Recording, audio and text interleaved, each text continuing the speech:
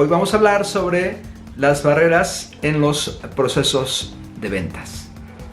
Vender es un arte, sin duda, requiere de mucha pasión, mucha entrega. Y bueno, todo vendedor es un héroe en potencia. Se dice en ventas que eres tan bueno como tu último deal ganado. Por ello la importancia de tener o mantener un pipeline robusto.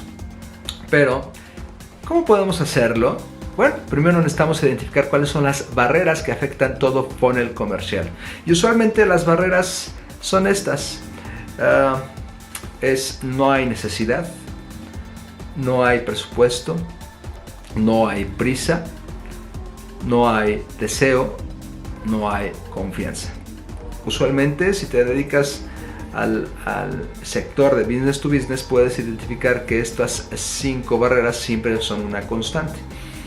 No hay necesidad, no hay presupuesto, no hay prisa, no hay deseo y no hay confianza. Bien, cuando no hay necesidad, necesitamos identificar a cada una de las personas involucradas en el proceso de ventas y hacer demostraciones con ellas, hacer la demostración de los productos que estamos ofreciendo y de los servicios. Pero no solamente los decidores del proceso de ventas, sino también a los influenciadores. Eso te va a requerir hacer una investigación profunda para saber cuál es todo el mecanismo por medio del cual una empresa adquiere una solución. Puede ser de tecnología, o puede ser una solución de innovación, o puede ser una solución de infraestructura, o puede ser un activo empresarial enorme.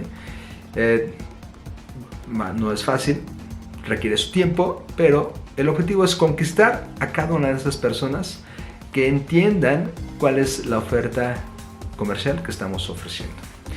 Cuando no hay presupuesto, bueno, usualmente tenemos 2 caminos. Hay empresas que evidentemente se dedican a financiar cualquier tipo de proyectos. Obviamente va a requerir un análisis profundo para saber la viabilidad del proyecto, ya sea la adquisición de una solución tecnológica o nuevamente una infraestructura bastante robusta o un activo bastante grande. O 2, si fuera el caso, la segunda opción que hay es buscar ahorros, que la adquisición de este producto probablemente pueda ser sostenible a largo plazo, y para ello también vas a necesitar crear un caso de negocio que pueda sustentar, que pueda demostrar la sustentabilidad de la adquisición de este producto. Cuando no hay prisa, tenemos que de alguna forma mostrar el futuro. ¿En dónde esta empresa quisiera estar en los próximos 5 a 3 años si empezamos hoy? Eso también va a requerir un análisis sobre cuál es la competencia, cuál es el escenario de mercado, cuáles son las posibles nuevas unidades de negocio que se puedan adquirir y cómo estas unidades de negocio se van a articular para ofrecer nuevas ofertas, y cuál es el mercado nuevo que se quiere impactar y cuál es el posible retorno de inversión que se puede tener a largo plazo. O sea, va a requerir un estudio mucho más profundo. Bien, cuando no hay deseo, de alguna forma necesitamos mostrar cuáles son los valores de nuestras soluciones. Pero más allá de las características, necesitamos identificar las características, cuáles son los beneficios y cuáles son los valores. Incluso los valores van a ser diferentes dependiendo de la persona con la cual estamos tratando. Tal vez un CFO va a tener la búsqueda de un valor distinto a un director de logística, o incluso a un director de ventas o a un director de recursos humanos, cuando incluso la misma solución pueda impactarlos de alguna forma o pueda ayudarlos de alguna manera. Sin embargo, los valores que ellos están buscando van a ser completamente distintos.